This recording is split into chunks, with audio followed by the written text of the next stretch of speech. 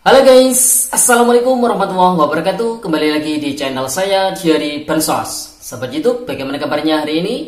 Semoga sahabat YouTube semua dalam keadaan sehat, tambah rezekinya, dan tentunya semakin sukses.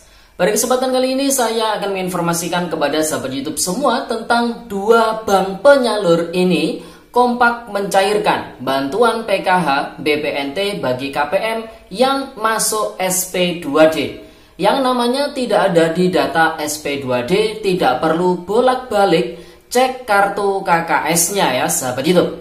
Kemudian informasi berikutnya terkait dengan bantuan Rp600.000 per KPM tidak bisa dicairkan kepada 5 kategori ini meskipun KPM-KPM tersebut namanya ada di data SP2D. Nah, kira-kira informasi selengkapnya seperti apa? Simak terus videonya. Jangan skip supaya tidak menimbulkan gagal paham dan tentunya salah paham. Bagi yang bergabung dan baru kenal dengan channel Diary Bansos, saya ucapkan selamat datang dan terima kasih banyak. Saya mohon bantuannya kepada sahabat YouTube semua untuk terus mendukung channel Diary Bansos dengan cara like, share, komen, dan tentunya silakan di subscribe channelnya, aktifkan notifikasi loncengnya supaya sahabat YouTube semua tidak ketinggalan di video-video terbaru dari channel Diary Bansos ini. Dan silakan di-share ke grup-grup media sosial sahabat YouTube semua apabila video kali ini bermanfaat. Oke sahabat YouTube, langsung saja saya akan lanjutkan informasinya tentang dua bank penyalur ini kompak mencairkan bantuan PKH BPNT bagi KPM yang masuk SP2D. Yang namanya tidak ada di data SP2D, tidak perlu bolak-balik cek kartu KKS-nya. Kemudian informasi yang kedua terkait dengan bantuan Rp600.000 per KPM tidak bisa dicairkan kepada 5 kategori ini meskipun KPM-KPM tersebut namanya ada di data SP2D. Nah, kira-kira informasi selengkapnya seperti apa? Simak terus videonya ya sahabat YouTube. Nah sahabat YouTube, sebelum saya melanjutkan informasi pada video kali ini, kembali lagi saya ingatkan kepada sahabat YouTube semua agar ketika menyimak setiap informasi yang dibagikan oleh channel Diary Bansos ataupun channel-channel yang lain tentang informasi bantuan sosial, nah yang perlu dilakukan oleh sahabat YouTube semua adalah mencermati terlebih dahulu judul ataupun isi thumbnailnya ya sahabat YouTube. Jangan gara-gara hanya melihat sekilas kemudian tampilannya kayak menarik ya, kemudian ada kata-kata cairnya, nah langsung disimpulkan bantuan PKH atau BPNT sudah cair. Padahal isi videonya belum tentu yang cair itu adalah bantuan PKH tahap 4 atau tahap yang kelima untuk bantuan BPNT-nya. Karena bisa jadi juga yang dimaksud oleh si content creator ini bantuan PKH BPNT yang dicairkan adalah untuk tahap yang sebelumnya. Jadi para keluarga penerima manfaat supaya tidak gagal paham, tidak salah paham, maka alangkah baiknya memang menyimak informasinya ya sahabat YouTube. Tidak perlu ekspektasinya ketika sudah ada informasi dari channel Diary Bansos nih misalnya, wah pasti cair. Jadi tidak perlu seperti itu karena media channel Diary Bansos ini hanya sebuah informasi ya, hanya membagikan informasi terupdate terkini seputar bantuan sosial ya sahabat YouTube. Tentunya baik cair atau tidak, ini semua disampaikan oleh channel Diary Bansos. Kalau cair ya disampaikan cair, kalau tidak ya disampaikan tidak. Kalau misalkan cair, ini tahap keberapa yang cair, itu sudah ada di dalam isi video yang kita bagikan ya sahabat YouTube. Oleh sebab itu saya mohon kerjasamanya untuk menyimak setiap video yang kita bagikan ya, tanpa menyimpulkan dengan melihat thumbnailnya saja atau judulnya saja ya sahabat YouTube. Karena thumbnail itu adalah pemanis. Jadi kalau ibaratkan kue itu adalah bungkusnya. Supaya kue itu dipandang atau kue itu menarik daya tarik seseorang, maka tampilannya atau bungkusnya itu harus bagus. Nah sama seperti dengan video di YouTube, jadi bungkusnya itu juga harus baik, harus bagus supaya dilirik ataupun supaya banyak para pemirsa yang minat untuk menontonnya. Jadi seperti itu ya sahabat YouTube, jadi bisa dipahami ya. Nah langsung saja pada informasi kali ini ada dua informasi yang akan kita sampaikan. Langsung saja informasi yang pertama, ini terkait dengan bantuan Rp600.000 per KPM tidak bisa dicairkan kepada 5 kategori ini meskipun para KPM tersebut namanya ada di data SP2D. Nah, bantuan Rp600.000 yang kita maksud ini adalah bantuan atensi yatim piatu atau YAPI. Kemarin ada yang tanya, Mas, atensi atau asistensi mana yang benar? Jadi sama saja ya, atensi atau asistensi itu sama saja ya, seperti itu.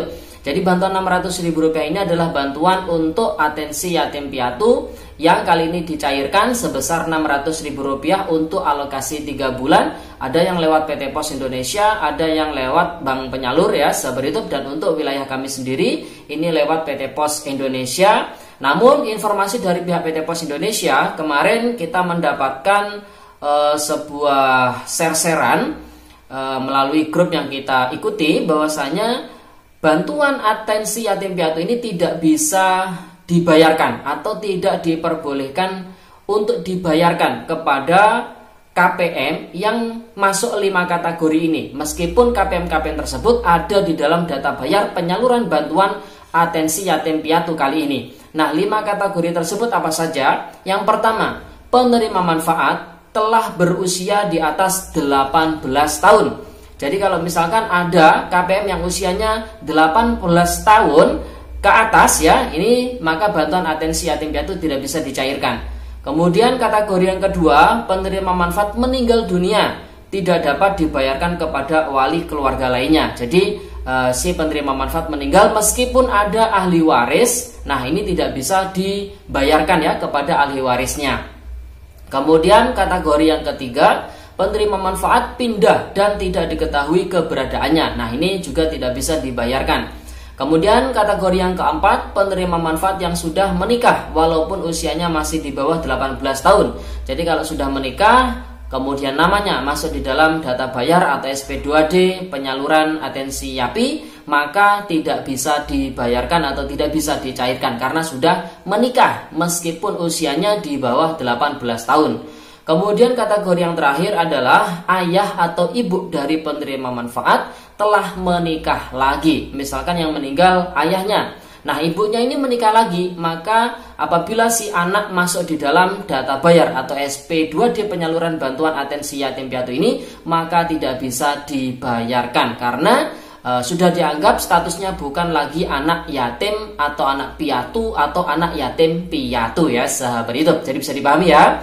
Kemudian informasi berikutnya bagi penerima bantuan yatim piatu ini, jika anaknya sekolah dan posisi sekolahnya itu ada di luar kota ya, maka bisa diwakilkan ke walinya dengan syarat membuat surat keterangan di desa ya, sahabat itu.